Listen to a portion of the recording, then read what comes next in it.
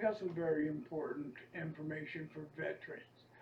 Um, you know, if you have a uh, social worker at the VA, and they come out there, they come out and bring you, do their monthly visit, and they bring a document. They tell you it's for your protection. They do well. They hand you a questionnaire, like a 10 question mental health evaluation kind of thing, where are you suicidal? Are you depressed? Do you feel like doing you feel like you don't feel like doing anything and all that stuff. They sell that to you as for your benefit, but it's not for your benefit. Okay, it is to protect themselves, that they were there and they did what they were supposed to do and blah blah blah. But here's the situation. Well, there's a tenant here. Uh, this property where I live, the landlord started renting exclusively to veterans after I moved in here. And there's a young man that lives on this property that the landlord and the VA had bashed people, and the property or the public housing authority have all known for over a year now that the this guy is living here. He got a name. I don't even know his real name because uh, and the landlord knows this too. Uh, this kid uses a fictitious name because he's got outstanding warrants, and he's always saying that he doesn't care about living, and he drinks all day, drives, goes out to get more beer in a vehicle with no driver's license, no insurance, and I a couple months ago, I had the HUD-VASH, my HUD-VASH caseworker do a wellness check. Somebody did a wellness check over there because he hadn't turned on a light, hadn't opened the door. There was no sign of life over there. And I was genuinely worried about the guy. Um, and they go over there. They're in there for long enough to fill out that form and leave. You know. So it's not about your protection. It's about protecting their own behinds.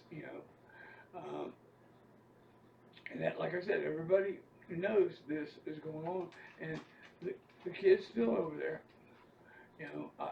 And I understand why all the veterans here are scared, to help me out with my situation.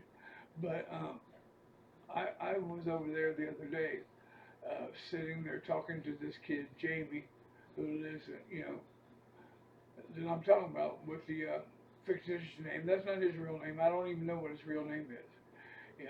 I don't. You know.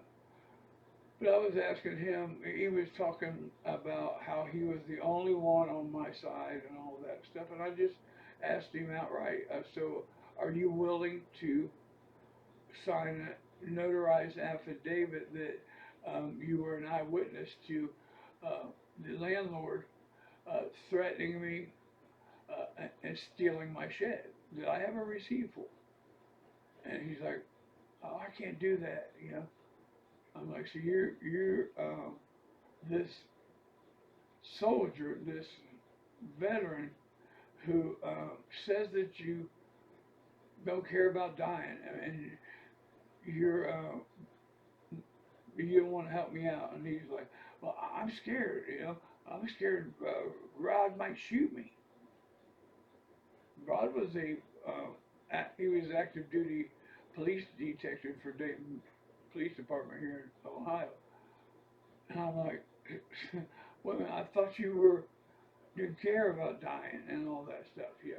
So anyways, and I understand that all these people, uh, you know, they're scared of losing their own home and everything. The guy that lives directly across the courtyard from him. He came over to my door soon after Rod and Becky were out in the alley. My landlord was out in the alley um, stealing my shit and threatened to have me arrested if I called the police. You know, and he came over the door. You know, I just want to let you know it's unlawful for them to do that. I know that. He knows that, but he won't. He doesn't want to get involved, and I don't blame him, except for the fact that they're standing by and watching another veteran. Uh, they let me get evicted. Any one of these people uh, could have stepped in at any time and said, "Hey, man, that's not right." You know, they could have contacted anybody. You know, they could have signed affidavits and at least helped. You know, but whatever. I understand, and especially now that I've been evicted, I fully understand why they're scared because nobody gives a damn about veterans, especially politicians. The only time they care about veterans is every 4 years, right before election. You know, and that's sad, but that's the honest truth.